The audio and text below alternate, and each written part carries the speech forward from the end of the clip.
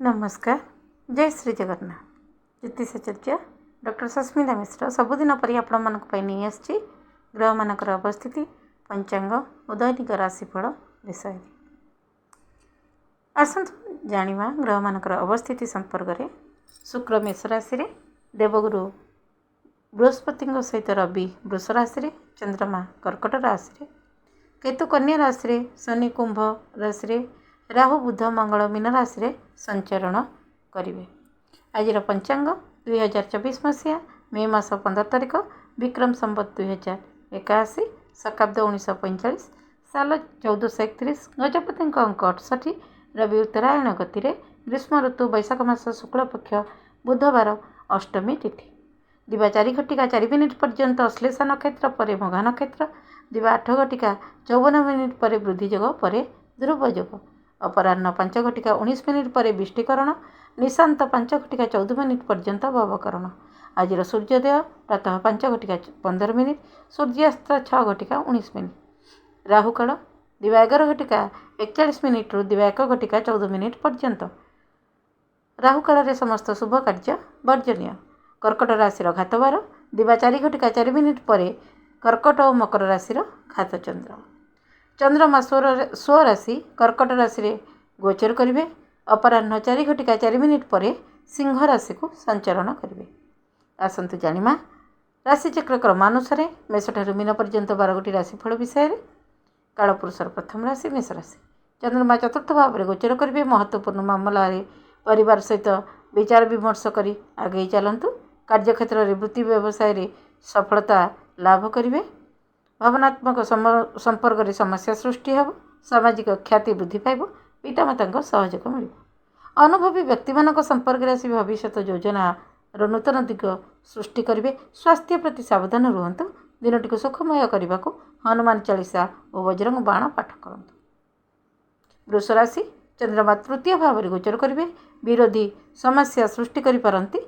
पारिवारिक सहयोग आपण को धैर्य दब। संपर्क रे वृद्धि घटिब। विदेश यात्रा रे सफलता लाभ करेंगे। आत्मविश्वास रे वृद्धि घटिब। धार्मिक कार्य रे योगदान करिपारंती। संपत्ति को नहीं शुभ संवाद लाभ करेंगे। दाम्पत्य जीवन सुखमय। दिनटी को सुखमय करने को हनुमान पाखे राशि तेल दीपटे जलातु। मिथुन राशि चंद्रमा द्वितीय भाव में गोचर करेंगे। अटकी अर्थ फेरस्त पाइबे। कार्यक्षेत्र में नूतन निजुक्ति लाभ करेंगे।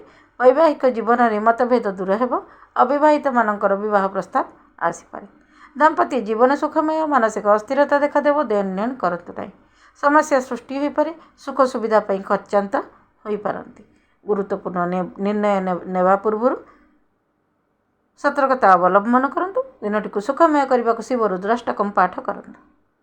कर्कट राशि चंद्रमा लग्न भाव में गोचर करेंगे। मानसिक शांति मिलिब। संतान भाग्योदय घटिब। प्रेम विवाह सफलता लाभ करेंगे। जीवन साथी स्वास्थ्य रे उन्नति घटिब। संतान सुख लाभ करेंगे। पैतृक संपत्ति को नहीं थिबा विवाद समाधान हम। मान सम्मान पद प्रतिष्ठा लाभ करेंगे। समय रे कार्य संपूर्ण करंतु। अधिकारी असंतोष प्रकाश पाइब। दिनटी को सुखमय करने को शिव रुद्राष्टकम पाठ करंतु। सिंह राशि चंद्रमा द्वादश भाव में गोचर करेंगे। जीवन साथी सहित आगक बढ़िया सहित सहज हेब। कार्यक्षेत्र में नूतन योजना कार्यकारी करंतु नहीं। पूर्व थिबा माली मुकदमा सपक्ष रे जीव। पारिवारिक जीवन में विशृंखला सृष्टि हो पारे। दिनटी को सुखमय करने को हनुमान चालीसा पाठ करंतु। कन्या राशि चंद्रमा एकादश भाव में गोचर करेंगे। समय अनुकूल तरबर रे कौन निष्पत्ति नियंतु नहीं। अर्थर अभाव में महत्वपूर्ण योजना हाथ छड़ा हो पारे। विदेश में कार्यक्षेत्र में सफलता लाभ करेंगे। संतान सुख मिल।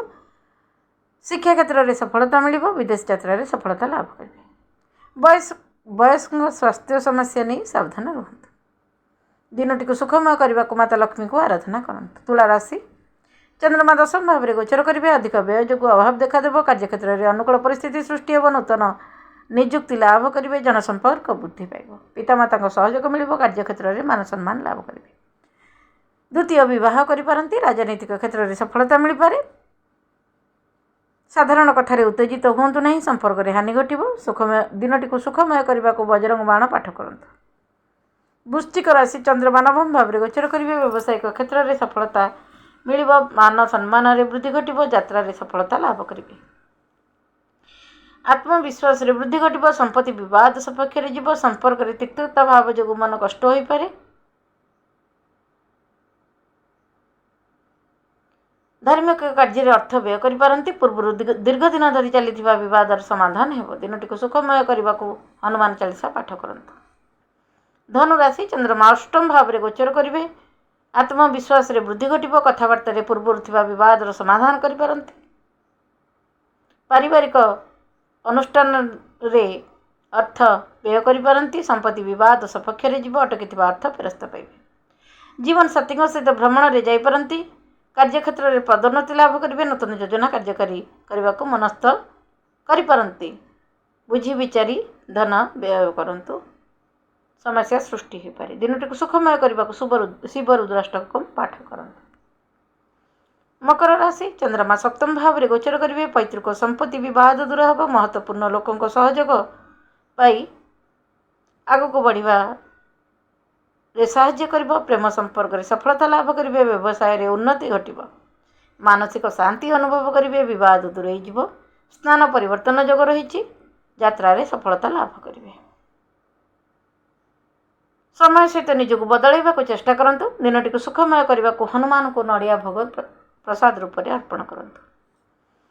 କୁମ୍ଭ ରାଶି ଚନ୍ଦ୍ରମା ଷଷ୍ଠ ଭାବରେ ଗୋଚର କରିବେ। ଦେଣନେଣ କରନ୍ତୁ ନାହିଁ। ନ୍ୟାୟିକ ମାମଲା ସପକ୍ଷରେ ଯିବ। ଅର୍ଥ ଲାଭ କରିବେ। ସ୍ୱାସ୍ଥ୍ୟ ସମସ୍ୟା ସୃଷ୍ଟି ହେବ। ବିଦେଶ ଯାତ୍ରାରେ ସଫଳତା ଲାଭ କରିବେ। ଦୁର୍ନୀତିରେ ସଂଶ୍ଳିଷ୍ଟ ଥିଲେ ସପକ୍ଷରେ ମତ ପ୍ରକାଶ ପାଇବ। ପାରିବାରିକ ଜୀବନରେ ସୁଖ ଲାଭ କରିବେ। ବିରୋଧୀଙ୍କ କାରଣରୁ କାର୍ଯ୍ୟକ୍ଷେତ୍ରରେ ସମସ୍ୟା ସୃଷ୍ଟି ହୋଇପାରେ। ପରିଶ୍ରମ କରନ୍ତୁ। ପରିଶ୍ରମ ଅନୁସାରେ ସଫଳତା ପାଇବେ। କାଳପୁରୁଷର ଶେଷ ରାଶି ମୀନ ରାଶି ଚନ୍ଦ୍ରମା ପଞ୍ଚମ ଭାବରେ ଗୋଚର କରିବେ। ଅର୍ଥ ଲାଭର ଯୋଗ ରହିଛି। ସନ୍ତାନ ସୁଖ ଲାଭ କରିବେ। ପ୍ରେମ ସମ୍ପର୍କରେ ସଫଳତା ମିଳିବ। ମାତାଙ୍କ ଆଶୀର୍ବାଦ ଲାଭ କରିବେ। ବଡ଼ ଭାଇ ଭଉଣୀଙ୍କ ପକ୍ଷରୁ ଧନ ପ୍ରାପ୍ତିର ଯୋଗ ରହିଛି। ପୂର୍ବରୁ ଥିବା ସମ୍ପତ୍ତି ବିବାଦର ସମାଧାନ ହେବ। ଦିନଟିକୁ ସୁଖମୟ କରିବାକୁ ଶ୍ରୀ ବିଷ୍ଣୁ ଭଗବାନଙ୍କ ପ୍ରାର୍ଥନା କରନ୍ତୁ। ଏ ଥିଲା ମେଷଠାରୁ ମୀନ ପର୍ଯ୍ୟନ୍ତ 12ଟି ରାଶିର ରାଶିଫଳ। ଆଜି ପାଇଁ ଏତିକି। ନମସ୍କାର। ଜୟ ଜଗନ୍ନାଥ।